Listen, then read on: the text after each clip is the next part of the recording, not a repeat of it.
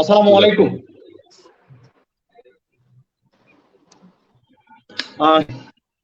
পড়ালেখা শেষ করে তারপরে চাকরিতে ঢুকবো, তার আগে না। আবার কেউ কেউ ভাবেন যে না, পড়ালেখা করতে করতেই কিছু একটা করা দরকার, একটা চাকরি হলে ভালোই হয়, সেটা পার্ট টাইম চাকরি হোক, ফুল টাইম চাকরি হোক, তবে পার্ট টাইম হলেই ভালো। এই ধরনের ভাবনা, আমরা নানান ধরনের ভাবনা আমাদের ছেলেমেয়েরা ভাবতে থাকেন। যারা বিশ্ববিদ্যালয়ে পড়াশোনা করছেন বা বিশ্ববিদ্যালয় পর্যায়ে পড়াশোনা করছেন, জীবিকার তাগিদের কথা তো ভাবতেই হবে, কাজেই এ ধরনের ভাবনা তো মাথায় আসবেই।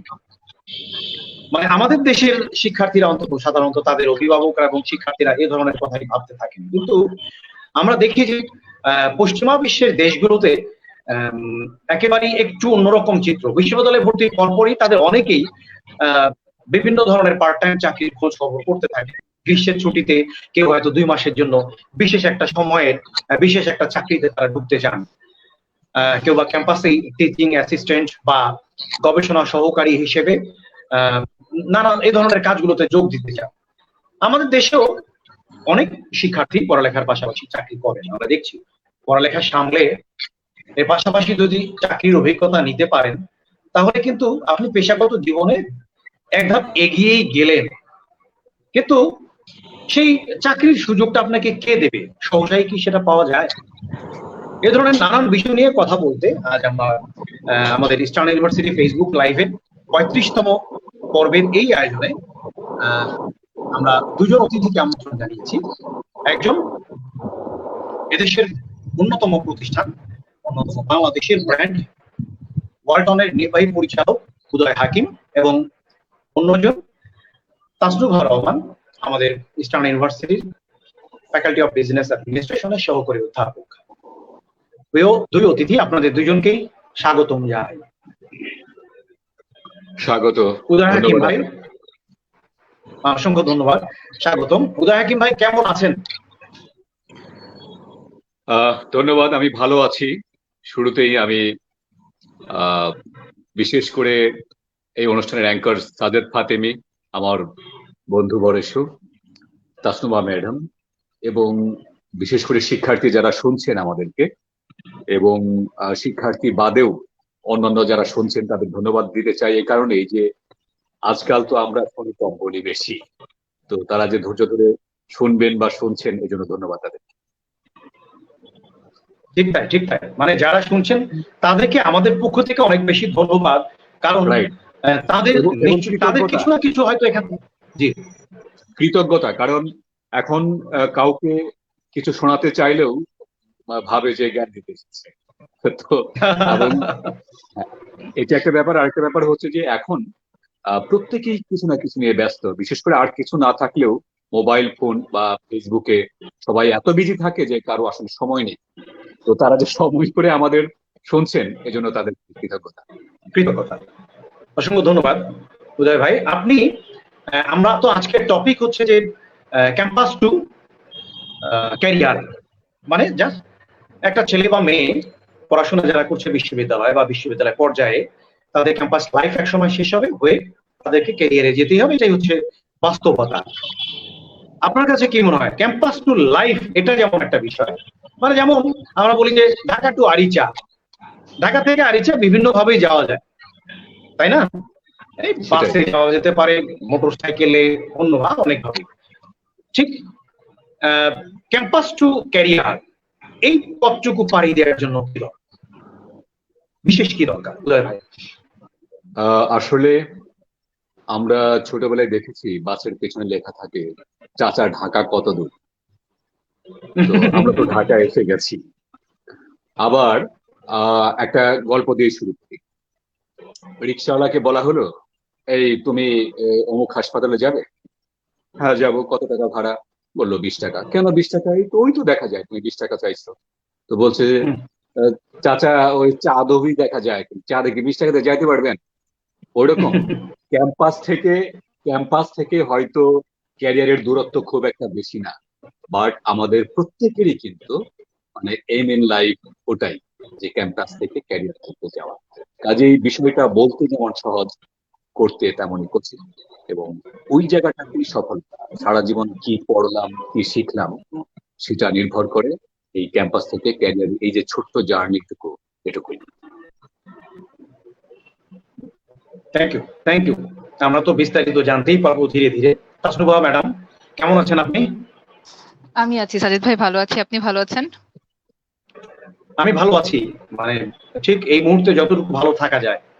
আচ্ছা, আমরা তো, হ্যাঁ, আপনি দীর্ঘদিন আপনি এই বিশ্ববিদ্যালয় ইস্টার্ন ইউনিভার্সিটিতে শিক্ষকতা করছেন, একই এই ডিপার্টমেন্টের বিভিন্ন কর্মকাণ্ডের সঙ্গে আপনি জড়িত ইউনিভার্সিটিতে, এবং আমরা সবসময় আপনার সরব প্রাণবন্ত উপস্থিতি আমরা দেখতে পাই। ধন্যবাদ। আজকে যে বিষয়, মানে ক্যাম্পাস আর ক্যারিয়ারের মধ্যে এক ধরনের সম্পর্ক তো আছেই। আসলে এই সম্পর্কটুকু কতটুকু আত্মিক, কতটুকু গভীর, আপনার কাছে কি মনে হয় এর ব্যাখ্যা? ক্যাম্পাস টু ক্যারিয়ারের সম্পর্কটা কিরকম, তাই তো প্রশ্নটা, আমি যদি নেটের কারণে ঠিক শুনে থাকি তো। আচ্ছা, ক্যাম্পাস সাথে ক্যারিয়ারের সম্পর্ক, যেটা একটু আগে আপনি নিজেই বলেছেন, যে ঢাকা টু আরিচার মতো হতে পারে, ঢাকা টু কুমিল্লার মতো হতে পারে, আবার ঢাকা থেকে কক্সবাজার হতে পারে। আপনি 4 বছর আমার কাছে মনে হয় ক্যাম্পাস লাইফে আপনি কি করেছেন, কিভাবে আপনি ক্যাম্পাস লাইফে সময় কাটিয়েছেন, ক্যাম্পাসে আপনি কিভাবে নিজের সময়টাকে ইনভেস্ট করেছেন, তার উপরেই আপনার ক্যারিয়ার, নেক্সট 40 বছরের ক্যারিয়ার অনেক বেশি ডিপেন্ড করে।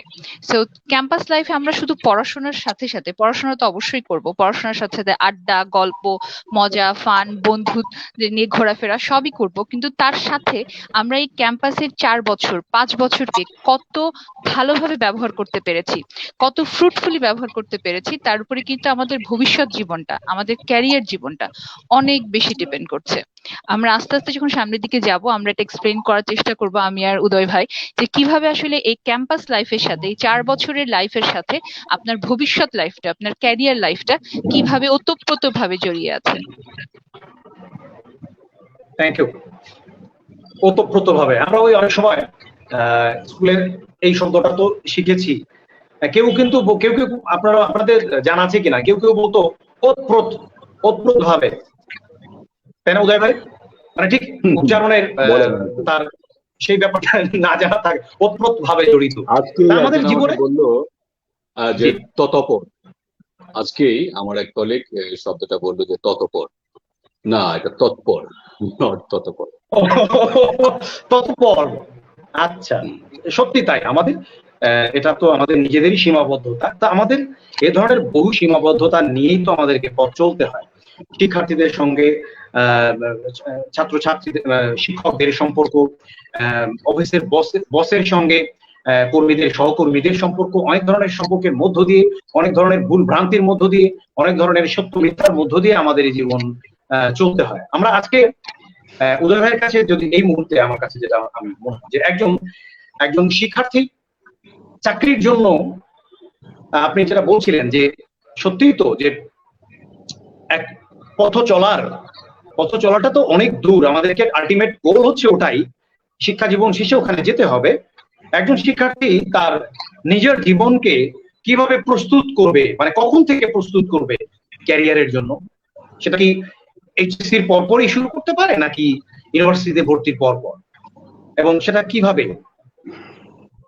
উদয় ভাই। তাসনুমা ম্যাডাম কিন্তু একটু আগে বলছিলেন যে ক্যাম্পাসে যে 5 বছর আছেন, এই 5 বছর মূলত শিক্ষার্থীদের একটা প্রস্তুতির সময়। কিন্তু আমি বলবো 5 বছর না, একেবারে জন্মের পর থেকেই আপনার শিক্ষা জীবন পর্যন্ত পুরোটা সময় কিন্তু একটা শিক্ষার সময়, একটা প্রস্তুতির সময়। আমরা ছোটবেলায় পড়তাম, লেখাপড়া করে যে গাড়ি ঘোড়া চড়ে সে, তার মানে কিন্তু ওই আমাদের আলটিমেট গোল কিন্তু একটা চাকরি। ছোটবেলা থেকেই, জন্মের পর থেকেই আমাদের বাবা মা, টিচার, পারিপার্শ্বিক যাদেরকে আমরা পেয়েছি, তাদের কাছ থেকে আমরা একটা জিনিস শিখেছি, সেটা হচ্ছে চাকরি করা। কাজেই শুধু ক্যাম্পাস, আমি বলবো যে একটা মানুষের সারা জীবনের একটা আরাধ্য বিষয় হচ্ছে চাকরি। কাজেই এই একটা ক্যাম্পাসের 5 বছর না, শুধু এর আগে ইন্টারমিডিয়েট বা স্কুল জীবন, সমস্ত সময়টুকুই আসলে প্রস্তুতির সময়। আরেকটা বিষয় হচ্ছে যে প্রস্তুতি আপনি কিভাবে নিচ্ছেন, কিভাবে নেবেন, এটা অনেক গুরুত্বপূর্ণ। আরেকটা বিষয় হলো যে আপনি আসলে কি জব করতে চান, কি চাকরি করতে চান। যদি অন্যভাবে কেউ না নেন, আমি ক্ষমা সুন্দর দৃষ্টিতে দেখবেন, এটা আমার একেবারে পার্সোনাল মতামত, ব্যক্তিগত মতামত। এটা আমি বলবো, যদি আপনি সরকারি চাকরি করতে চান তাহলে একটাই হচ্ছে মূল মন্ত্র, পড়ো পড়ো এবং পড়ো।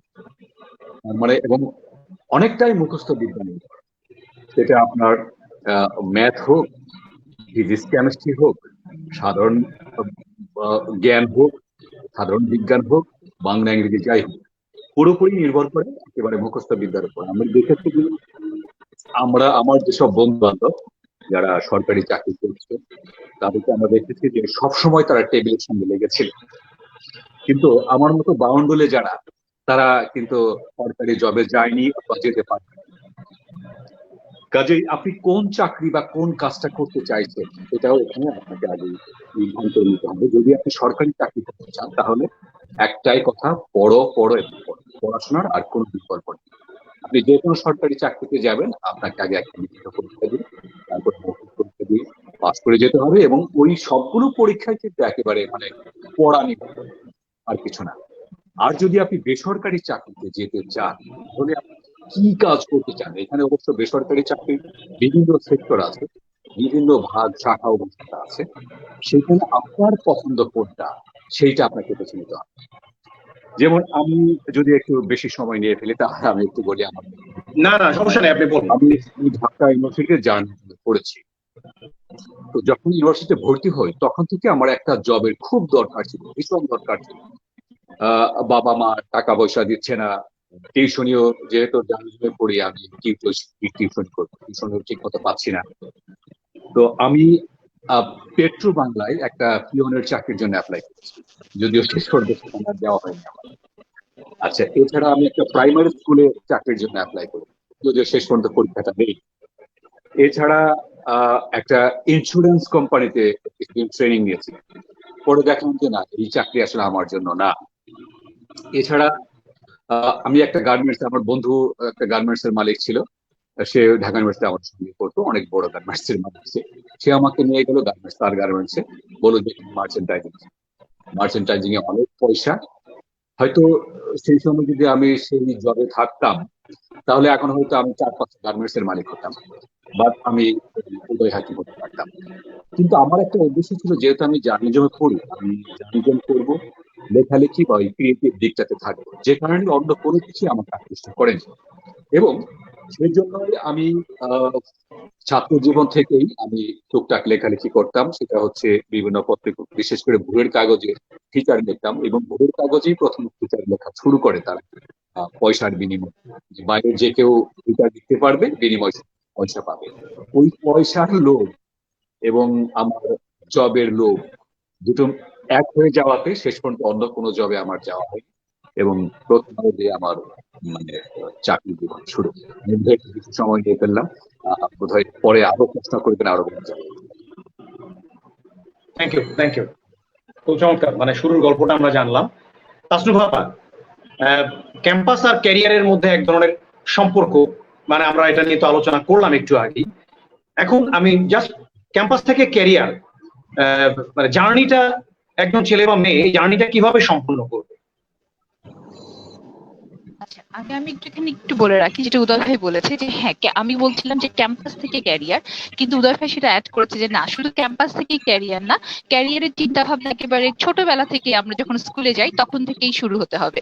কিন্তু আমার কাছে মনে হয় যখন আমরা স্কুলে পড়ি তখন আমাদের ড্রিম গুলো একটু অন্যরকম থাকে, একটু অনেক বড় ড্রিম থাকে, একটু এলোমেলো থাকে। যেমন ছোটবেলায় চাইতাম ডাক্তার হতে, কলেজে উঠে চিন্তা করলাম যে ডাক্তার হবো না, লয়ার হব। আবার ইউনিভার্সিটিতে পড়া শুরু করলাম হচ্ছে গিয়ে বিজনেস নিয়ে, তখন টিচার দেখে দেখে একটা অনুপ্রেরণা আসলো, না শিক্ষক হব।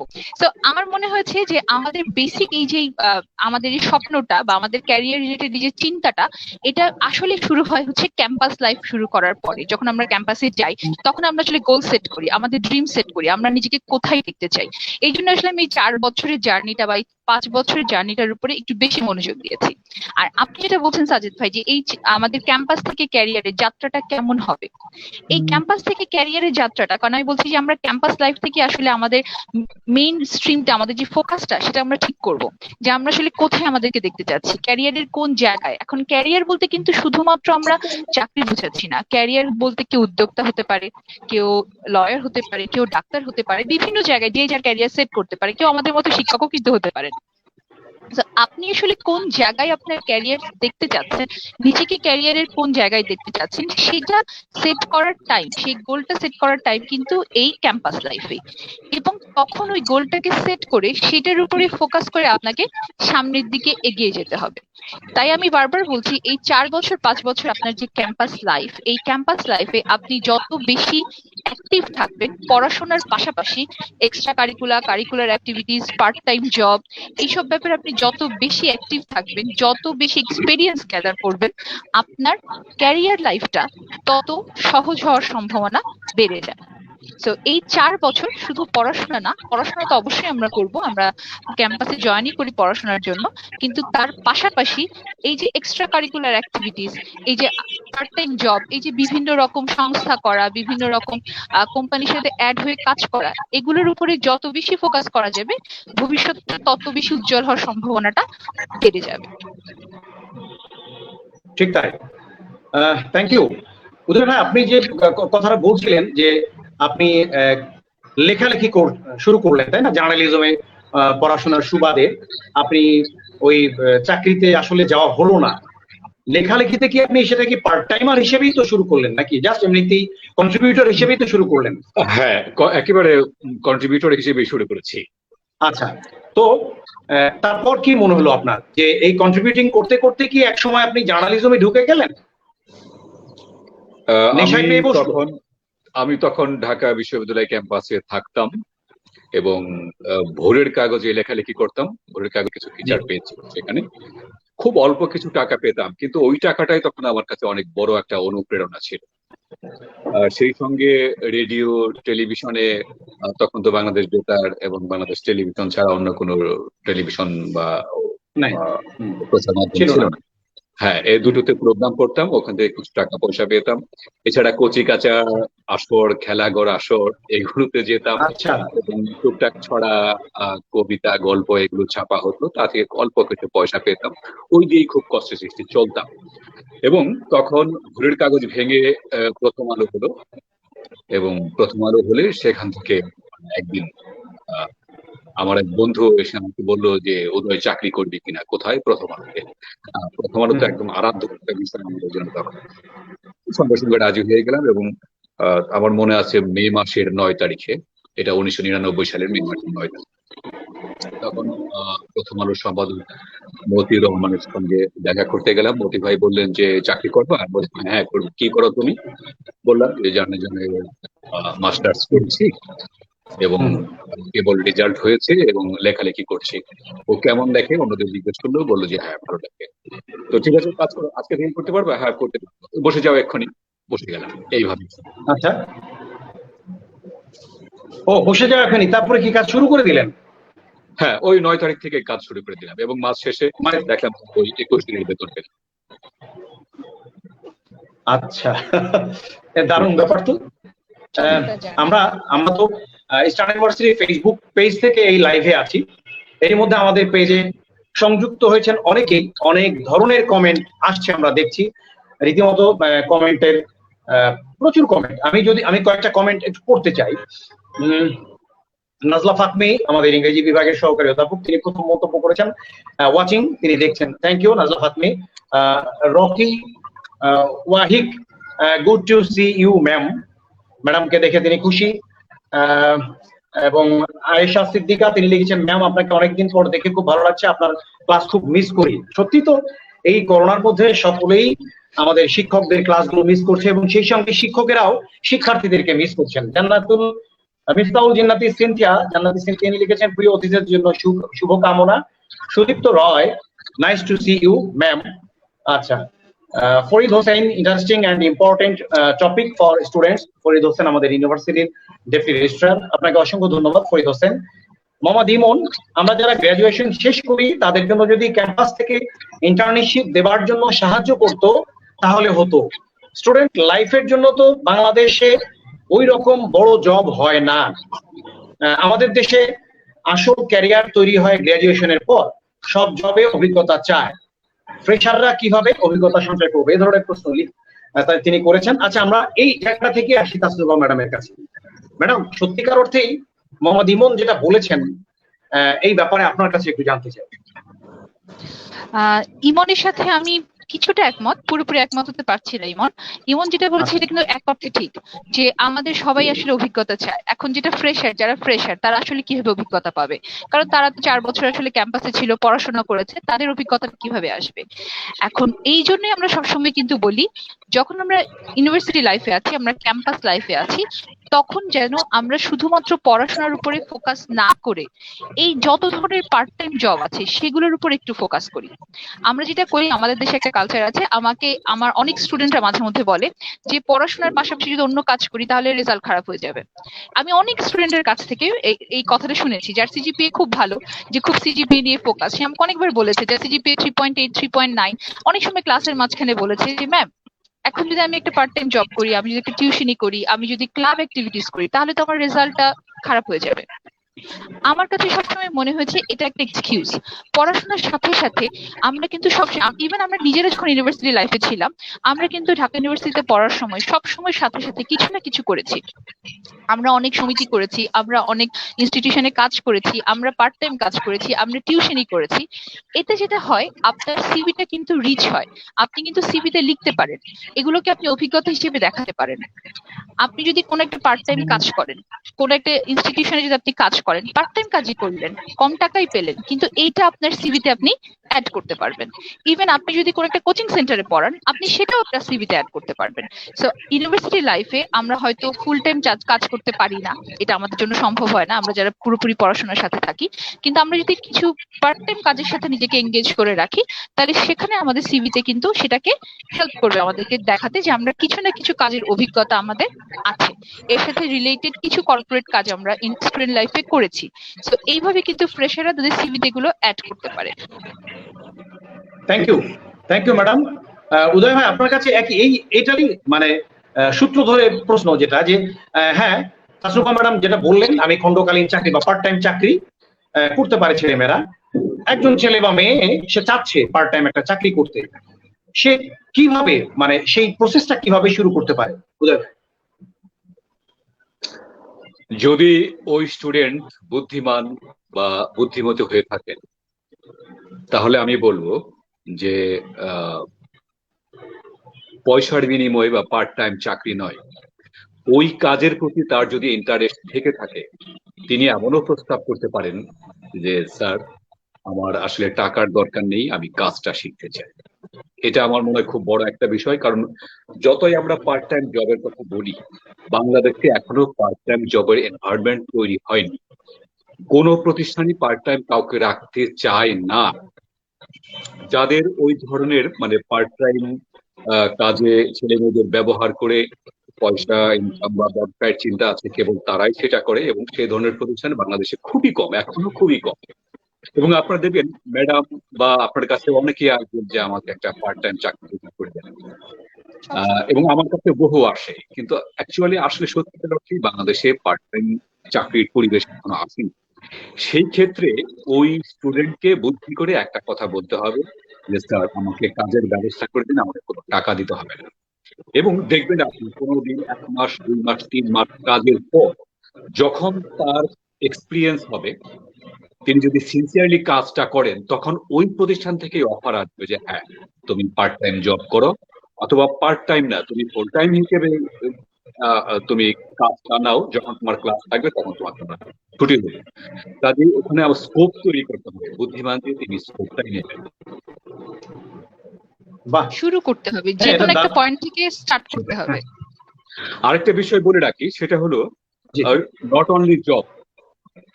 আমি কিন্তু জবের চেয়ে ব্যক্তিগতভাবে আমার এই লাইফের এই পড়ে এসে, এই জীবনে এসে, এই বয়সে এসে আমি একটা কথা বলবো যে জবের চেয়ে ইম্পর্টেন্ট কিন্তু মানে বিজনেস। জব আপনি কেন করবেন?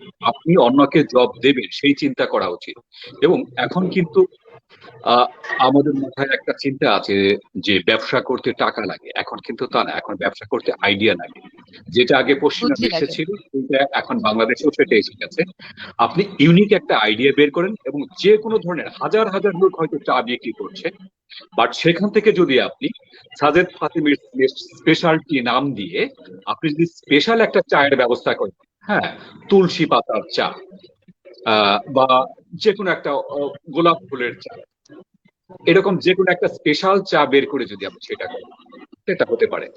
হ্যাঁ, আপনি ইভেন চমৎকার একটা আইডিয়া দেই, আমরা যে ডালটা খাই বাসায়, যে ডালটা রান্না করে, এই ডালটাকে যদি আপনি, সরি আসলে এটা অন্য প্রসঙ্গে নেবেন না কেউ, জাস্ট না না বিজনেস না, ঠিক আইডিয়ার আছে। মধ্যে আমার আমার মনে হলো যে এটা আমরা যেমন স্যুপ খাই, সেই ডালটাকে যদি ডাল স্যুপ করে আপনি যদি স্পেশাল একটা দোকান দিয়ে সেটাও বিক্রি করেন, আমার মনে হয় এই সাজেদ ফাতিমের ডাল স্যুপ খাওয়ার জন্য অমুক দোকানে যেতে হবে, অনেক মানুষ যাবে।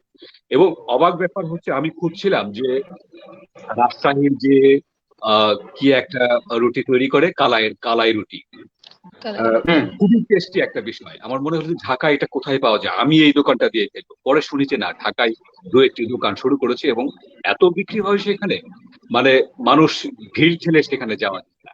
তার মানে হচ্ছে আইডিয়াই সব। অতএব শুধু জবের চিন্তা না করে ব্যবসার চিন্তাও করতে হবে, এবং যে ব্যবসাটাতে তার ইন্টারেস্ট বেশি, বুদ্ধি করে যদি ওই ব্যবসাটা যিনি করছেন তাকে যদি বলা হয় যে আমি স্যার, আমি আপনার কাছে এই ব্যবসাটা শিখবো, আমি আপনার সঙ্গে কাজ করতে চাই, আমার টাকা দিতে হবে, আমি কাজটা শিখতে চাই, তাহলে আমার মনে হয় যে যে কেউ আহ সুযোগ দেবে। ইভেন যদি তাদের মাধ্যমে কেউ বলে যে স্যার, আমি আপনার সঙ্গে কাজ করতে চাই কিন্তু আমাকে বেতন দিতে হবে না, তাহলে আমরা সবাই অ্যাক্সেসটা তার ইজি হয়ে যায়, ইজি অ্যাক্সেস হয়ে যায়, সেটা বলার এত কিছু। সরি। আচ্ছা, উদয় ভাই সাথে আমি একটু অ্যাড করি, সাজিদ ভাই জি। আমি একটু অ্যাড হ্যাঁ করি জি। এখানে একটা হ্যাঁ। ছোট্ট আশার কথা হচ্ছে, একটা ছোট্ট মানে আশার বাণী হচ্ছে। আমি নিজে জানি আমাদের স্টুডেন্টদের ভিতরে, আমাদের ইস্টার্ন ইউনিভার্সিটির অসংখ্য স্টুডেন্ট অনলাইনে বিজনেস করে এবং তারা খুব ভালো করছে। আমরা যদিও কথা বলছিলাম বেসিক্যালি চাকরি নিয়ে, সিভি কে কিভাবে এনরিচ করা যায়, বাট যেহেতু উদয় ভাই এই টপিকটা নিয়ে এসেছেন বিজনেসের কথা, তো এটা আমি বলতে চাই যে এটা একটা আমাদের জন্য অনেক ভালো একটা আশার ব্যাপার, একটা গর্বের ব্যাপার যে আমাদের স্টুডেন্টরা, অনেক স্টুডেন্টকে আমি চিনি পার্সোনালি বিভিন্ন ডিপার্টমেন্টে, শুধু বিজনেস ডিপার্টমেন্টের বলবো না, ইংলিশ ডিপার্টমেন্টের, ল ডিপার্টমেন্টের, এমন অনেক স্টুডেন্ট আমি চিনি যারা অনলাইনে বিজনেস শুরু করেছে এবং তারা খুব ভালো করছে বিজনেসে। তাদের এইমই হচ্ছে তারা একটা সময় তাদের এই পড়াশোনাটা শেষ করে তারা আসলে ওই উদ্যোক্তা হবে, তারা ওই লাইনেই তারা থাকবে। তো এটা কিন্তু এখন একটা দারুণ ব্যাপার যে আমাদের স্টুডেন্টরা স্টুডেন্ট লাইফ থেকেই, শুধু জব না, শুধু কর্পোরেট জব না, এখন কিন্তু বিজনেসের দিকেও অনেক বেশি ঝুঁকে গেছে, বা এই আগ্রহটা অনেক বেশি তৈরি হয়েছে মানুষের ভেতরে, এবং স্টুডেন্ট লাইফ থেকে তারা সেটাতে এগিয়ে এসছে। এটা খুব দারুণ একটা ব্যাপার আমার মনে হয়। আরেকটা তথ্য থ্যাংক ইউ। দেই, জি। আরেকটা তথ্য হ্যাঁ। দেই, সেটা হচ্ছে এই যে এখন প্যান্ডামিক চলছে, করোনা প্যান্ডামিক, এই সময়ে কিন্তু অনেকেই, যেহেতু অনেকেই একটু কাজকর্ম নেই, ক্লাস নেই, বেকার বসে আছে, এই সময়ে কিন্তু অনেকেই এই অনলাইন বিজনেস শুরু করেছেন। এবং আমি মানে খুবই আশাবাদী যে এই সময়টা আমাদেরকে অনেকটা এগিয়ে দিয়েছে। যেটা হয়তো 5 বছর পরে হতো, 2 বছর পরে হতো, 3 বছর পরে হতো, সেই স্পিডটা কিন্তু এই প্যান্ডামিক আমাদের দিয়ে গেছে। Thank you. আমরা আমরা দেখেছি এরই মধ্যে আমাদের Eastern University board of trustees এর সাবেক চেয়ারম্যান এবং বর্তমান সদস্য আবুল খায়ের চৌধুরী স্যার, তিনি সংযুক্ত হয়েছেন। তিনি উদয় হাকিম ভাইকে অভিনন্দন জানিয়েছেন। Congratulations to Mr Uday Hakim for his excellent thank you sir, presentation. Thank you very much sir. অসংখ্য ধন্যবাদ স্যার আপনাকে। সত্যি আপনারা সংযুক্ত হলে আমাদের অতিথিরা অনুপ্রাণিত হন, আমাদের শিক্ষার্থীরা অনুপ্রাণিত হন, এটা আমাদের জন্য অনেক বড় ঘটনা। আপনাকে অসংখ্য ধন্যবাদ স্যার। এবং এরই মধ্যে অনেকেই তাদের মতামত ব্যক্ত করছেন। আমরা দেখেছি সৈয়দ হাবিব আনোয়ার পাশা স্যার, বিজনেস ফ্যাকাল্টির শিক্ষক, তিনিও আলোচকদেরকে শুভেচ্ছা জানিয়েছেন। সেই সঙ্গে আয়েশা সিদ্দিকা ম্যাম, আমরা যারা নতুন জবে ইন্টারভিউ দিতে চাই বা যাব, অনেকেই নার্ভাস হয়ে যায়, নার্ভাসনেস দূর করার উপায় যদি বলতেন। আচ্ছা, এটা নিয়ে এর আগেও আমরা কথা বলেছি, নার্ভাসনেস দূর করার উপায়, তবে অবশ্যই আজকেও কথা বলতে চাই আমরা কিছুটা। অনেকেই লিখেছেন, সিনথিয়া লিখেছেন, কলেজ বা বিশ্ববিদ্যালয় থেকেই ক্যারিয়ারের শুরু হয়। সত্যি তো তাই। তার মানে আপনিও নিশ্চয়ই সেই চেষ্টাটা করবেন। সিরাজম মুনিরা এনা, তিনি শুভেচ্ছা জানিয়েছেন, সবাইকে সালাম দিয়েছেন। আবার পড়বো আমরা কিছু পয়েন্ট, কিছু কমেন্ট। ম্যাডাম, আপনার কাছে আসি। বেশ কিছু গুরুত্বপূর্ণ পয়েন্ট আসলো। আপনি কি ঠিক ওই পয়েন্ট নিয়ে একটু কথা বলে নেবেন যে যারা ভাইভা বোর্ডে যাচ্ছে, নার্ভাসনেস কাজ করে অনেকের মধ্যেই, এবং খায়ের চৌধুরী স্যার কিন্তু তাসনুভা ম্যাডাম আপনাকেও কিন্তু অভিনন্দন জানিয়েছেন। Thanks so much for Mrs Tasnuva Rahman, you are best friend of students. বাহ, এটা একটা দারুণ compliment. Thank you sir, thank you আমি স্যার। চেষ্টা করি। আচ্ছা, আমরা তাহলে যেটা বলছিলাম যে হচ্ছে নার্ভাসনেস নিয়ে, যে নার্ভাসনেস সাধারণত আমাদের বোর্ডে গেলে হয়। আসলে ইন্টারভিউ বোর্ড জায়গাটাই বোধহয় এরকম, আপনি যতগুলোই বোর্ড ফেস করেন না কেন একটু নার্ভাসনেস বোধহয় কাজ করবে, কিন্তু আপনি কিভাবে এই বোর্ডকে হ্যান্ডেল করবেন এটার উপরে আমি যতদূর জানি যে আমাদের অলরেডি এখানে অনেকগুলো সেশন হয়েছে, কিন্তু স্টুডেন্ট লাইফের সাথে যেহেতু আমি এটাকে রিলেট করার চেষ্টা করছি, আয়শারকে বলছি আমরা যদি স্টুডেন্ট লাইফের সাথে রিলেট করার চেষ্টা করেছি, তো আমি বলবো স্টুডেন্ট লাইফে আপনি যত বেশি প্রেজেন্টেশন দিবেন, যেমন আমাদের ইউনিভার্সিটিতে আমরা কি করি, প্রত্যেকটা সাবজেক্টে প্রত্যেকটা কোর্সের পর আমাদের প্রেজেন্টেশন আছে। এই প্রেজেন্টেশনটা আমরা কেন নিই? এই প্রেজেন্টেশনটা আমরা নিই যাতে স্টুডেন্টরা অনেক বেশি স্বাভাবিক থাকতে পারে। কোথায় স্বাভাবিক থাকবে? যখন তারা এই ধরনের ভাইভা ফেস করবে, এই ধরনের ইন্টারভিউ বোর্ড ফেস করবে। সো আপনি যদি এই প্রেজেন্টেশন গুলোকে প্রপারলি হ্যান্ডেল করতে শিখেন, তাহলে আলটিমেটলি কিন্তু আপনি ভাইভা বোর্ডকেও হ্যান্ডেল করতে শিখবেন। সো এই 4 বছরের যে জার্নি নিয়ে যেহেতু আমরা কথা বলছি, তো আমি 4 বছরের জার্নির উপরেই ফোকাস করে বলি। এই 4 বছরে আমরা যতগুলো কোর্স করব, যতগুলো আমরা প্রেজেন্টেশন দিব, এবং অনেক স্টুডেন্ট আছে যাদের, আমি নিজে আমার অনেক স্টুডেন্ট পেয়েছি যারা প্রেজেন্টেশনে হাত পা কাঁপে, প্রেজেন্টেশনে ভয় পায়। প্রেজেন্টেশনের শুরুর দিকে একেবারে ফার্স্ট সেমিস্টার আমি এরকম স্টুডেন্ট পেয়েছি সাজেদ ভাই, প্রথম ক্লাসে সে প্রপারলি কথা বলতে পারছে না, তার কথা আটকে যাচ্ছে। এমন স্টুডেন্ট আমি পেয়েছি যে প্রথম লাইনটা বলার পর সেকেন্ড লাইন বলতে পারছে না। কিন্তু আবারও আমি বলি, এই একই স্টুডেন্টকে যখন আমি 4 বছর পরে একেবারে শেষের দিকে প্রেজেন্টেশন বোর্ডে আমি তাকে দেখছি, আমি তখন মুগ্ধ হয়ে তাকিয়ে থাকি, সে এত দারুণ প্রেজেন্টেশন দেয়। তাহলে এই যে 4 বছরের তার এই চেঞ্জটা, এই যে প্রেজেন্টেশন স্কিলটা সে গ্রো করেছে তার ইউনিভার্সিটি লাইফে, এই প্রেজেন্টেশন স্কিলটাই তাকে হেল্প করবে। তার নার্ভাসনেসটা যেমন প্রেজেন্টেশন দিতে দিতে কমে গেছে, ঠিক একইভাবে ভাইভা দিতে গিয়ে মানুষের সাথে কাজ করতে করতে, বিভিন্ন বোর্ডকে হ্যান্ডেল করতে করতে তার ওই যে নার্ভাসনেসটা, বোর্ড হ্যান্ডেল করার যে ভয়টা, ইন্টারভিউ বোর্ডে যাওয়ার যে ভয়টা, সেটা আস্তে আস্তে কেটে যাবে। সো যত বেশি আসলে আমরা ফেস করব, আমরা যত বেশি ভাইভা বোর্ড ফেস করব, যত বেশি মানুষের সাথে ইন্টারঅ্যাক্ট করব, যত বেশি মানুষের সাথে মিশবো, কাজ করব, আমাদের এই নার্ভাসনেস গুলো তত কমতে থাকবে এবং কনফিডেন্স লেভেলটা তত বেড়ে যাবে। সো কনফিডেন্স বাড়লে আপনার এই নার্ভাসনেসটা অটো কমে আসবে। বাহ, একদম পয়েন্ট ধরে ধরে কিন্তু এগিয়ে গেলেন, এবং আমি নিশ্চিত যে আমাদের এই ছেলেমেয়েরা বিষয়টা কিন্তু টের পেয়েছেন, বুঝতে পেরেছেন। সত্যিই তো প্রথম দিন আর শেষ দিন, ইউনিভার্সিটি লাইফের প্রথম দিন আর শেষ দিনের মধ্যে দেখা যায় এসেছে একটা হয়তো নবজাতক হিসেবে বলা যায়, তাই না? ঠিক 5 বছরের মধ্যে সে কিন্তু তার জীবনকে কিভাবে দাঁড় করাতে হবে সমস্ত টেকনিক সে শিখে যাচ্ছে। উদয় ভাই, আপনার কাছে আসি। আপনি একটু আগে বলছিলেন যে ওই মানে কি বলবো, যে গিয়ে যদি কেউ বলে একটা প্রতিষ্ঠানে, হয়তো আপনার কাছে গিয়ে যদি কেউ বলে স্যার আমাকে একটু আপনার জায়গায় আপনার প্রতিষ্ঠানে একটু কাজের সুযোগ করে দেন, আমার পয়সা দরকার নেই, আমার কাজটা শেখা দরকার। তো এই ধরনের ভাবা থেকে আমাদের ছেলেমেয়েরা যদি আপনাদের কাছে, ওয়ালটন বাংলাদেশের একেবারেই উন্নত বৃহৎ একটা প্রতিষ্ঠান, বৃহৎ একটা ব্র্যান্ড বাংলাদেশে এই মুহূর্তে কমপ্লায়েন্স, তো ঠিক সেখানে আপনার দ্বারস্থ যদি হয় আমাদের এই শিক্ষার্থীরা, যে কোনো বিশ্ববিদ্যালয় বা বিশ্ববিদ্যালয় পর্যায়ের শিক্ষার্থীরা, সেক্ষেত্রে ওয়ালটন কতটুকু সাপোর্ট তাদেরকে দেবে, কতটুকু স্পেস দেবে তাদের?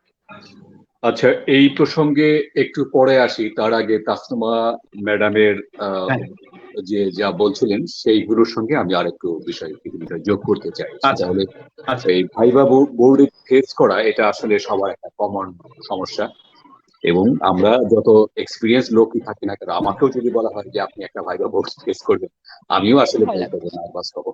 তো সেই সূত্র ধরে আমি বলতে চাই যে এক্ষেত্রে একটা কথা আছে যে আত্মবিশ্বাস অর্ধেক যুদ্ধ জয়। আপনি আত্মবিশ্বাস দিন, আপনি ভাইভা বোর্ডে যাবেন প্রথমত। আরেকটা বিষয়, এখানে যিনি ইন্টারভিউ দিচ্ছেন তিনি না, যিনি ইন্টারভিউ নিচ্ছেন তারও একটা দায়িত্ব আছে। বিশেষ করে আমি যখন কোনো ইন্টারভিউ বোর্ডে থাকি, তখন যে কাউকে যখন প্রশ্ন করা শুরু করি, আমি একটু অন্য সবাইকে প্রশ্নের সুযোগ না দিয়ে প্রশ্নটা আমি প্রথম শুরু করি। এই জন্য আমি তার ফ্রেন্ড হতে চাই। আমি জানি যে প্রত্যেকেই যখন ইন্টারভিউ যায় একটা নার্ভাস থাকে, তখন আপনি কেমন আছেন, ভালো আছেন, সকালে কি খেয়েছেন, বাড়ি কোথায় আপনার, বাবা কি করেন, মা কি করেন, এইভাবে আপনার আপনি যে ইন্টারভিউ দিতে এসছেন, আপনার কোনো ফ্রেন্ড কে ধরে কোনো জব করে, খুব আস্তে আস্তে মানে তাকে ভেতরে ইন্টারভিউর দিকে টেনে নিন। তখন তার ভেতরে কথা বলতে বলতে আস্তে আস্তে তার ভেতরে যে জড়তা সেটা চলে যায়। কাজে আমি বলবো শুধু মানে টেবিলের ওই পাশের চেয়ারে ছেড়ে বসা লোকটাকে আক্রমণ না করে এই পাশে যারা আছেন তাদেরও একটু ফ্রেন্ডলি হওয়া উচিত ইন্টারভিউ বোর্ডে, এটা আমার মনে হলো। আরেকটা বিষয়, আরেকটা কমন ভুল আমরা করে থাকি, সেটা হলো ইন্টারভিউ বোর্ডে আমরা বলার চেষ্টা করি, স্যার আমার খুব দরকার, স্যার এটা না হলে স্যার আমি শেষ হয়ে যাবে, স্যার আমার পড়াশোনা বন্ধ হয়ে যাবে, অথবা আহ মানে যতভাবে আপত্তি প্রকাশ করা যায় এবং তার চাকরিটা দরকার সেটা আমরা সাধারণত করে থাকি। বাট আমার মনে হয়েছে যে এটা কখনোই করা যায় না। পৃথিবীর নিয়ম হচ্ছে তেলা মাথায় তেল ঢালে সাথে। কাজেই আপনি যদি আপনার দুর্বলতা প্রকাশ করেন, ওরা পেয়ে বসবে এবং আগে আপনাকে বাঁধবে। সেটা না করে আপনাকে বরং প্রমাণ করতে হবে যে না, যে চাকরির জন্য আমাকে ডাকা হয়েছে এখানে সিলেকশন, এবং এই চাকরিটা করার যোগ্য আমি, সেইভাবে নিজেকে প্রেজেন্ট করতে হবে। এক্ষেত্রে আমাদের লেখক সাহিত্যিক আনিসুল হক একটা কথা বলেছেন যে আপনি যখন কোনো একটা লেখা ছাপবেন বা আপনি যখন কাউকে চাকরি দিচ্ছেন, তখন ধরে নিন যে আপনি বাজারে গিয়েছেন, বাজারে সব লাউ 10 টাকা, তাহলে আপনি কোন যে লাউটা খাইলে একটু বড় কিন্তু আবার চিমটি দিয়ে দেখবেন যে সেটা কচি আছে, বড় নেবেন সাইজে আবার কচিও নেবেন, দেখতে সুন্দর আঁকা বাঁকা কি। কাজেই আপনি যখন কাউকে হান্ট করছেন, কাউকে জব দিচ্ছেন, তখন কিন্তু আপনি সেরা লোকটাকেই নিচ্ছেন। কিন্তু যে লোকটা নিজের যোগ্যতা প্রমাণ না করে তিনি বলছেন যে চাকরিটা তার বেশি দরকার, হিটে পিছিয়ে গেল। সুতরাং আমি শিক্ষার্থী যারা শুনছেন এই মুহূর্তে আপনাদেরকে বলবো, ইন্টারভিউ বোর্ডে কখনোই আপনাদের কারো কোনো দুর্বলতা প্রকাশ করা যাবে না, এবং আপনাকে প্রমাণ করতে হবে যে আপনি অলরাউন্ডার। যেমন ধরুন এখন সাকিব আল হাসান, এখন আমরা 3 জনের 3টা দল, উদয় একটা দল, সাজেদ ফাতিমি একটা দল, তাসমিয়া একটা দল। এখন সবাই কিন্তু সাকিব আল হাসানকে নিতে চাইবেন, কেন?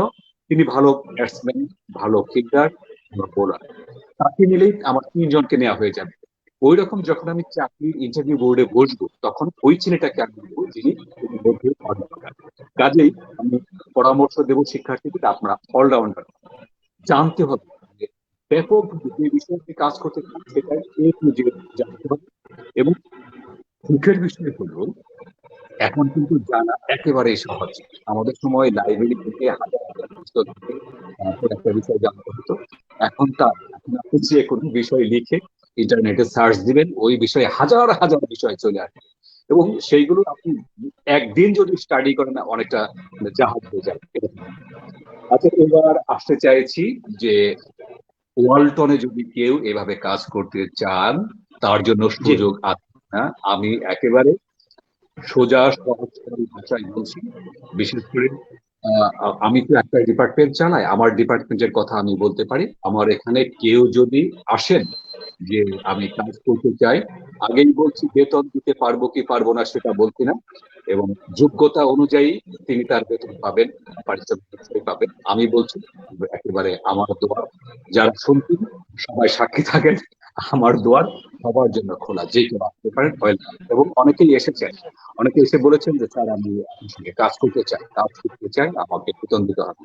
ঠিক আছে, ওই ছেলেটা যখন 2-3 মাস কাজ করার পরে এক্সপার্ট হয়ে গেছে, তখন আমি নিজেই লজ্জায় পড়ে যাই যে কি করে বেতন ছাড়া কাজ করাবো।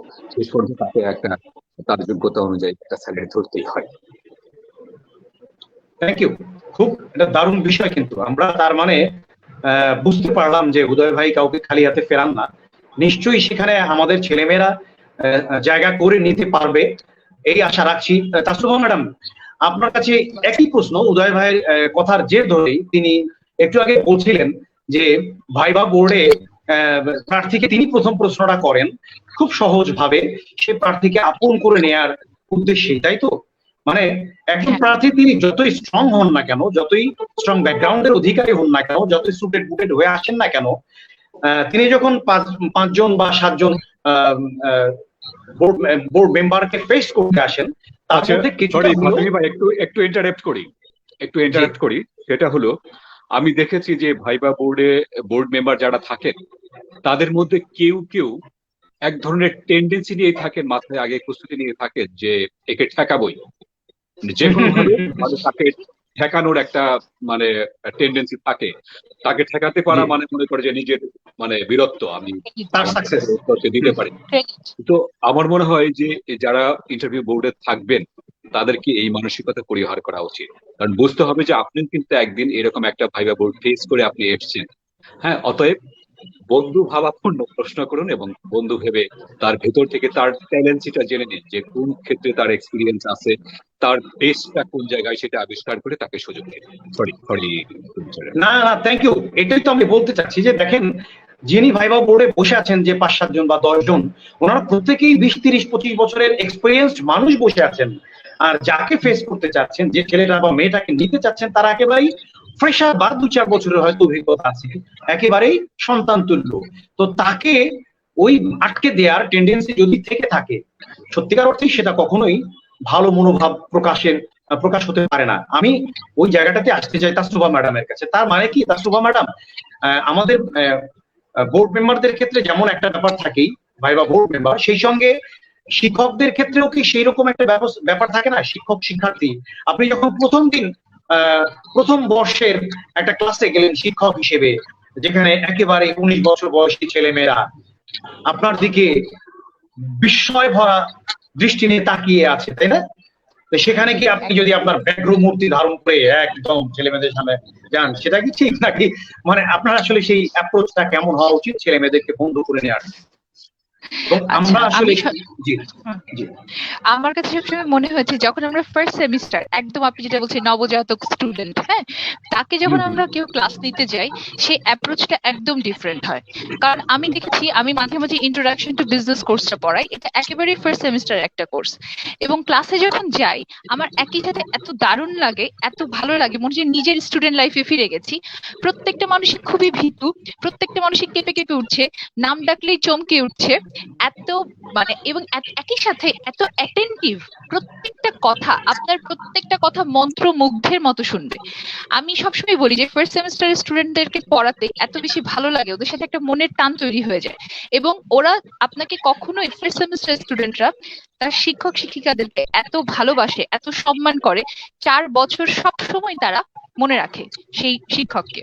তো ফার্স্ট সেমিস্টারে যেটা হয়, আমার সবসময় মনে হয়েছে ফার্স্ট সেমিস্টারের ক্লাসে আমরা যতই বড় মাপের শিক্ষক হই না কেন, আমাদের যতই বড় পড়াশোনা থাকুক না কেন, ওদের সাথে আমাদের আচরণটা হতে হবে একদম অন্যরকম। একেবারে একেবারে আমাদের ছোট ভাই বোন, আমাদের ছেলে মেয়েদের মতো ওদের সাথে আচরণ করতে হবে। আমরা যেমন আমাদের ছোট ভাই বোনদেরকে প্রত্যেকটা জিনিস শেখাই হাতে ধরে, আমাদের ছেলে মেয়েদেরকে যেমন আমরা প্রত্যেকটা জিনিস শেখাই, ঠিক ফার্স্ট সেমিস্টারের স্টুডেন্টদের সাথে আমাদের বিহেভটা কিন্তু এরকম হয়।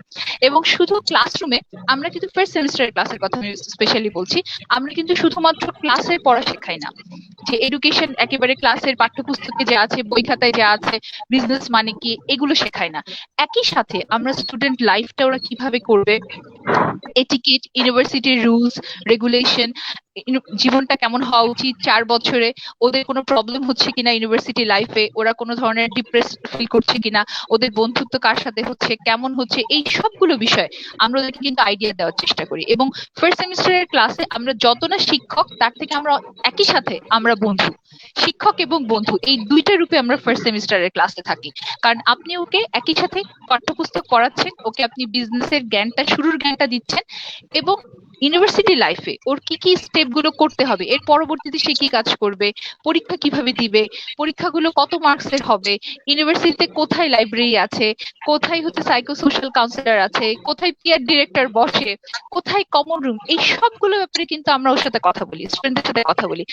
এছাড়া ওরা কেমন ফিল করছে ইউনিভার্সিটিতে, বন্ধুত্ব কার সাথে হচ্ছে, কোথায় বসে আড্ডা মারছে, কি করছে, কোনো ক্লাব জয়েন করেছে কিনা, সবগুলো ব্যাপারে ওদেরকে ফার্স্ট সেমিস্টারে বলা হয়, এবং এই সম্পর্কটা একদম বন্ধুর মতো হয়ে যায়। শুধু এটা মানে পড়াশোনার গণ্ডির ভেতরে থাকে না, এর থেকে বের হয়ে আমরা আরো অনেক বেশি ক্লোজ হয়ে ওদের পুরো 4 বছরের জার্নি ওরা কিভাবে কাটাবে সেটা সম্পর্কে ওদেরকে এই একটা সেমিস্টার একটা আইডিয়া দেওয়ার চেষ্টা করি।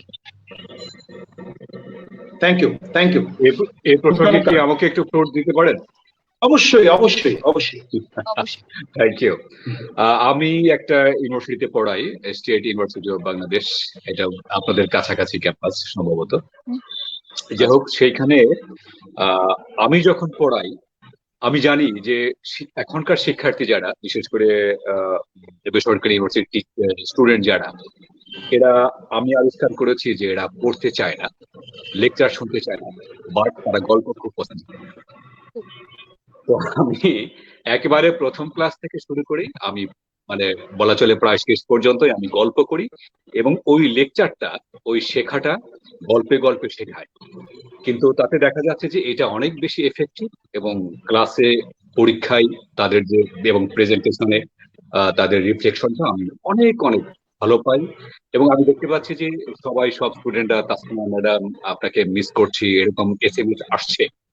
এবং আল্লাহর রহমতে আমাকেও আমার স্টুডেন্টরা খুব ভালোবাসে, কারণ আমি তাদের স্টুডেন্ট হই। বাহ, আপনার আরেকটা পরিচয় আমরা জানলাম। তবে মানে এ পর্যন্ত দুটো পরিচয় পেলাম, আরো দুটা পরিচয়ের দিকে যাচ্ছি আমি। সেটা হচ্ছে যে আপনি world only concern rising BD news portal, সেই রাইজিং বিডির সম্পাদক আপনি। এটা গেল থার্ড পরিচয়।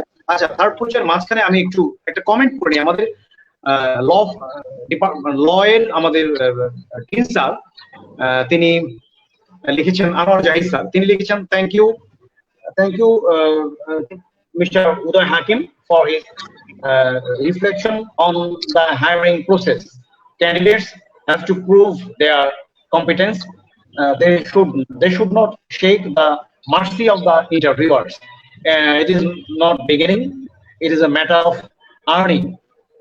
At the same time, the interviewers should be open-minded, as he rightly pointed out. Fine, মানে আপনারা যে পয়েন্টগুলো বলছিলেন, যে সত্যিকার অর্থে ইন্টারভিউয়ার্স যদি একটু ওপেন মাইন্ডেড না হন, তিনি যদি একদম পাথর হয়ে বসে থাকেন, ওরে আজকে আমি ঠেকাবোই তোমারে, এই মানসিকতা থাকলে সত্যিকার অর্থেই উপযুক্ত ক্যান্ডিডেটকেও যেমন পাওয়া যায় না, হ্যাঁ, আবার সেই প্রার্থীর সঙ্গেও কিন্তু খোলা মনে কথাও বলা যায় না।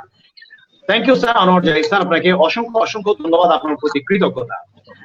উদয় হাকিম ভাইয়ের তৃতীয় পরিচয়টা আমরা জানছিলাম যে তিনি একটি অনলাইন পোর্টালের একজন সম্পাদক, কারণ তার রয়েছে দীর্ঘদিনের সাংবাদিকতার অভিজ্ঞতা, সে আলোকে তিনি সেখানে সম্পাদনা করছেন। এবং তিনি বলেছেন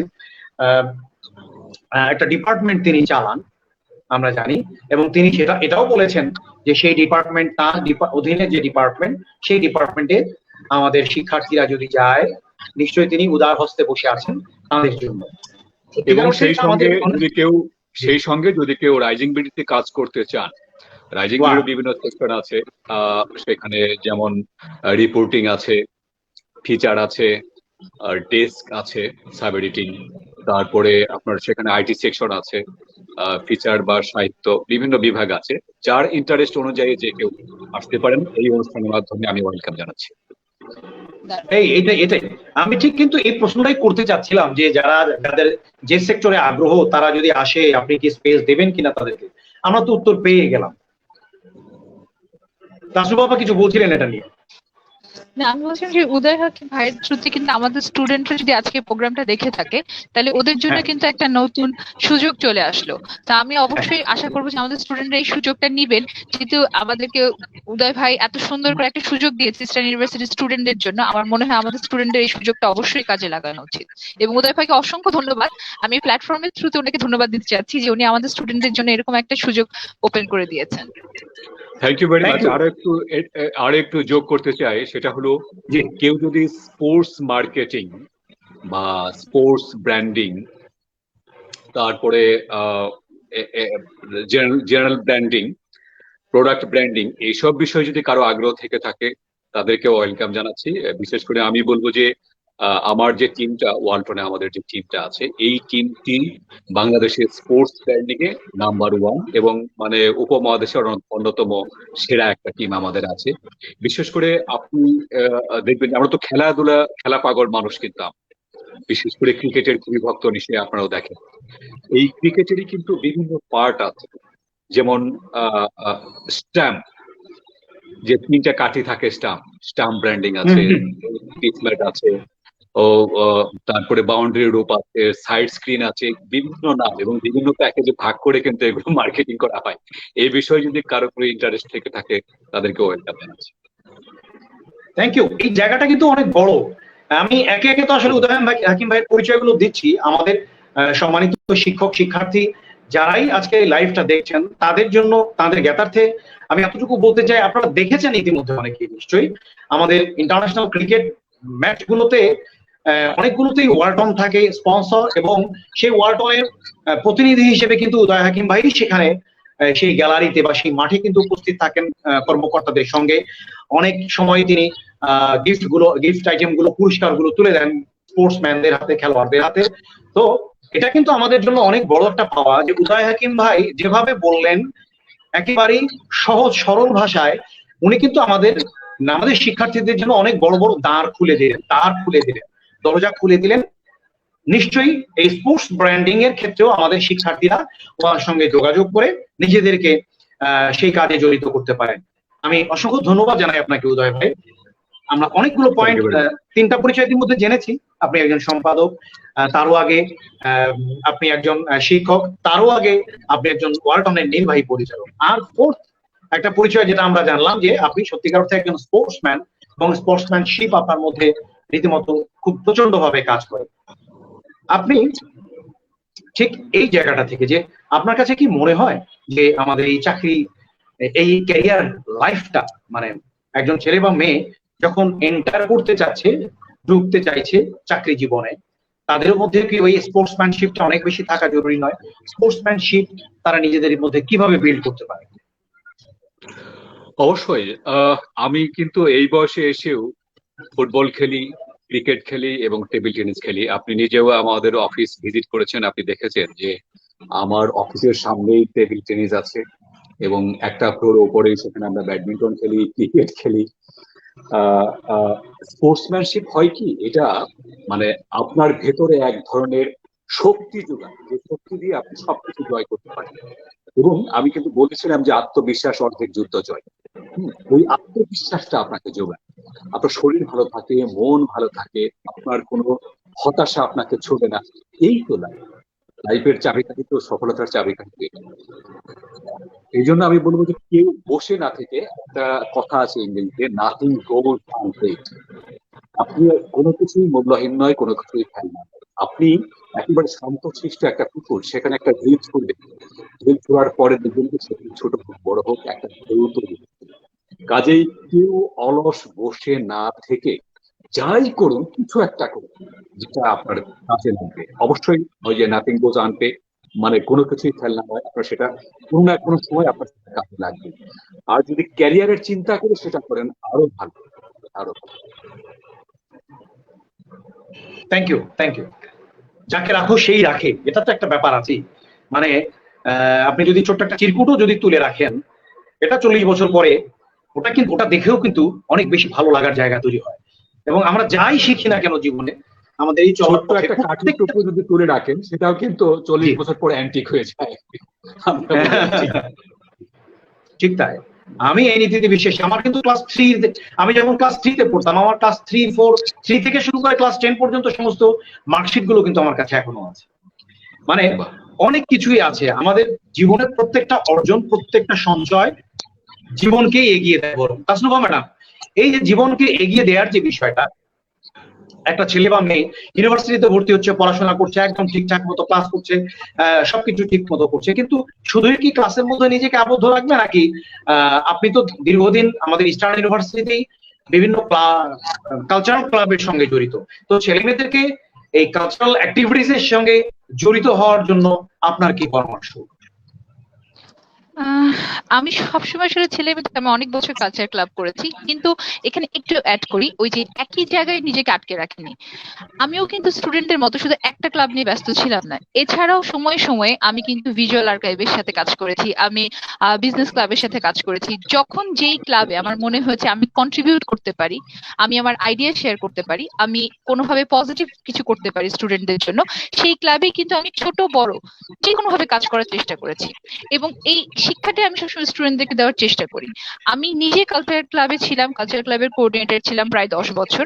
কিন্তু আমি বললাম যেটা, যে আমি আরো অনেকগুলো ক্লাবে ছোট বড় যে কোনো কাজের সাথে নিজেকে সম্পৃক্ত করার চেষ্টা করেছি। এখন আমাদের ইউনিভার্সিটিতে মোটামুটি আপনি জানেন সাজিদ ভাই, প্রায় 16টা ক্লাব আছে। তো ফার্স্ট সেমিস্টারে যখন আমরা ক্লাস নেই, তখনই কিন্তু আমরা একটা কথা বলতে থাকি, পড়াশোনার সাথে সাথে নিজেকে যে কোনো ক্লাবে একটু অ্যাক্টিভ করো, যে কোনো একটা ক্লাবের সাথে কোনোভাবে অ্যাড হও। এখন তখন স্টুডেন্টদের অনেক কোয়ারিজ আসে যে ম্যাম কোন ক্লাবে অ্যাড হব, 16টা ক্লাব, মাঝে মাঝে কনফিউজ লাগে কোনটাতে যাব, কোনটাতে গেলে কি বেনিফিট হবে, কোন ক্লাব থেকে কি পাবো। সেক্ষেত্রে আমার দুটো সাজেশন থাকে।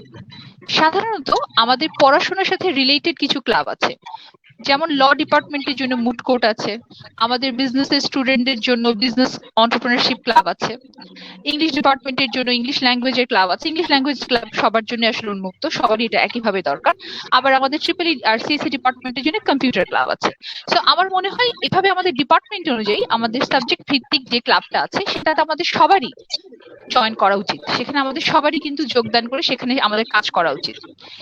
আবার তার সাথে সাথে আপনি যে ক্লাবগুলোর কথা বললেন, আমি যে ক্লাবে কাজ করেছি, cultural club, visual archive club, আমাদের আছে রাইটার্স ফোরাম, এইসব ক্লাবেও আমাদের জয়েন করা উচিত। তখন স্টুডেন্টরা মাঝে মাঝে বলে যে ম্যাম কালচারাল ক্লাবে আমার কি কাজ, আমি গান পারি না, আমি নাচ পারি না, আমি এখানে কি করব। বা কোনো স্টুডেন্ট অনেক সময় বলে ম্যাম আমি তো ড্রামা পারি না, আমি তো নাটক পারি না, আমি কখনো মঞ্চে উঠে নাটক করতে পারবো না, এভাবে ডায়লগ শো করা আমার পক্ষে সম্ভব না, তাহলে আমি ওই ক্লাবে কি করব। আপনি কালচারাল ক্লাব করবেন শুধু গান নাচ করার জন্য না। আপনি যদি গান নাচ পারেন দারুণ, আমিও কিন্তু কিচ্ছু পারি না। আমি সবসময় স্টুডেন্টকে বলি যে আমি গান নাচ কিচ্ছু পারি না, কিন্তু আমি দেখতে পারি, আমি বুঝতে পারি, আমি গান শুনতে পছন্দ করি, আমি নাচ দেখতে পছন্দ করি, এই জন্য আমি কালচারাল ক্লাব করি। তো আপনি একটা ক্লাব জয়েন করবেন যেটা আপনার পড়াশোনার সাথে রিলেটেড, যেটা একটু আগে বললাম, এটা মুড কোর্ট হতে পারে, আপনার কম্পিউটার ক্লাব হতে পারে, বিজনেস ক্লাব হতে পারে। আরেকটা ক্লাবে আপনি জয়েন করবেন যেটা আপনার ইন্টারেস্টের সাথে রিলেটেড, যেটা আপনার আত্মার সাথে রিলেটেড, যেটা আপনার ভালো লাগার সাথে, ভালোবাসার সাথে রিলেটেড। যে কারণে আমি এত বছর কালচারাল ক্লাব একসময় করে এসেছি, যে সবসময় মনে হয়েছে যে না, এই জায়গাটা আমার ভালো লাগার জায়গা, এই জায়গাটা আমার ভালোবাসার জায়গা। আচ্ছা, এখন অনেক সময় স্টুডেন্টরা জিজ্ঞেস করে এই ক্লাবে জয়েন করে আমি আসলে কি শিখবো, কি পাবো, আমার বেনিফিট কি, 4 বছর পরে আমি কি শিখবো। আমি একটু সময় নিয়ে এখানে বলি, ক্লাব থেকে আপনি কি শিখবেন না।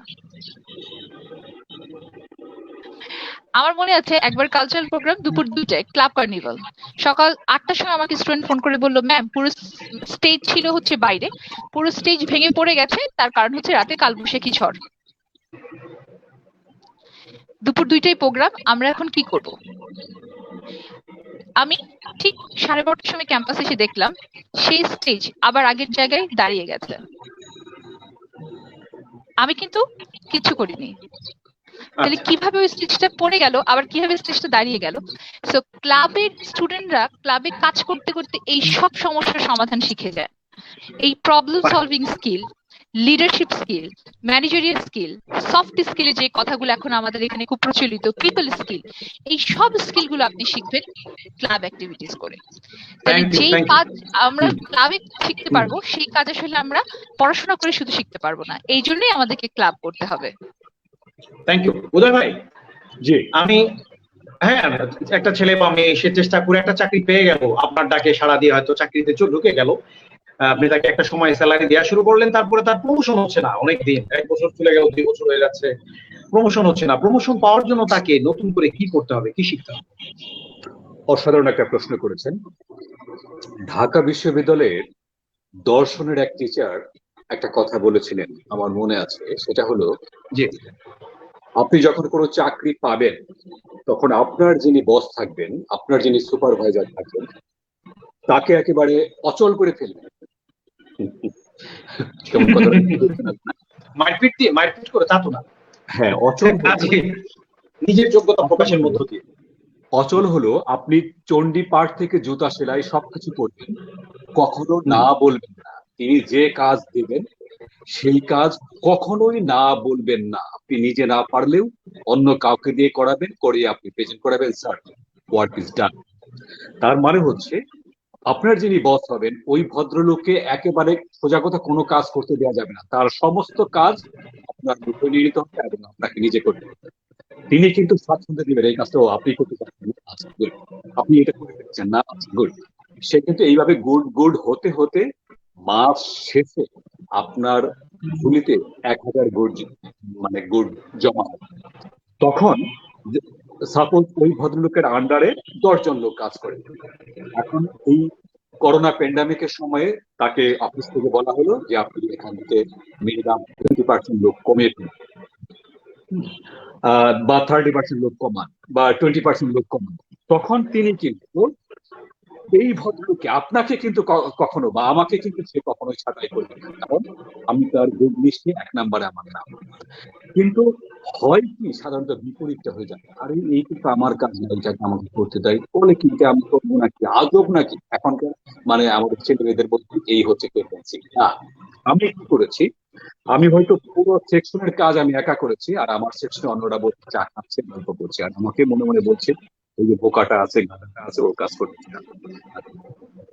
কিন্তু তাতে করে হয়েছে কি, ওরা সেই জায়গায় রয়ে গেছে, অথবা সেইখান থেকে ওদের চাকরি চলে গেছে, অথবা সেইখান থেকে 2-3টা প্রমোশন পেয়েছে।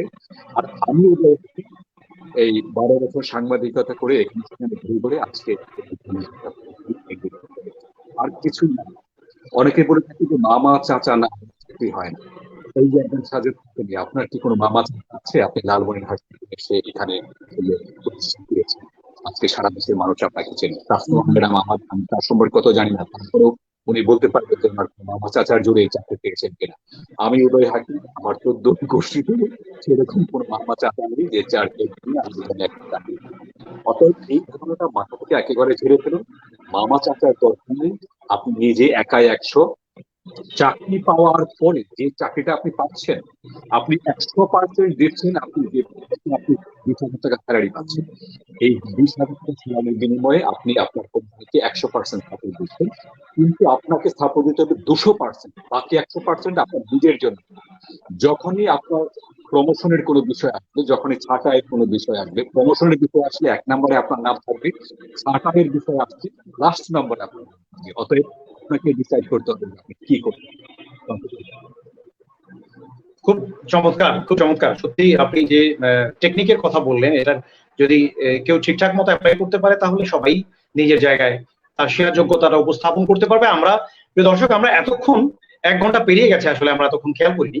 আমরা এতক্ষণ যে বিষয়টি নিয়ে কথা বললাম, ক্যাম্পাস টু ক্যারিয়ার, যতগুলো পয়েন্ট এসছে সমস্ত পয়েন্টেই কিন্তু আসলে আমরা চেয়েছি, আমাদের 2 আলোচকের বক্তৃতার মধ্যে উঠে এসেছে যে একজন শিক্ষার্থী কিংবা একজন চাকরি প্রার্থী তার নিজেকে কিভাবে যোগ্য করে তুলবেন, সমগ্র ইউনিভার্সিটি লাইফে যোগ্য করে তুলবেন পরবর্তী জীবন, মানে শিক্ষা ক্যারিয়ার লাইফ, সেটা সে চাকরি হোক কিংবা ব্যবসা হোক, সেই অবস্থান তৈরির জন্য যে সিঁড়িগুলো, যে পথগুলো পাড়ি দিতে হয়, যে সিঁড়িগুলো টপকাতে হয়, সেই সমস্ত সিঁড়ি নিয়ে এতক্ষণ কথা বলছিলাম আমরা।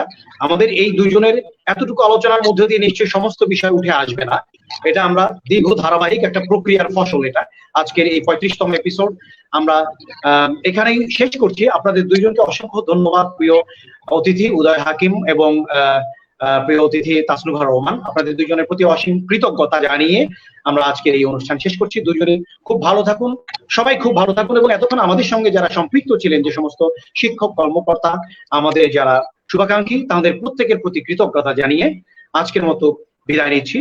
নিশ্চয়ই আবার পরবর্তী পর্বে দেখা হবে অন্য কোনো অতিথির সঙ্গে। ততক্ষণ পর্যন্ত সকলেই খুব ভালো থাকুন, নিরাপদে থাকুন। আল্লাহ হাফিজ। Thank you.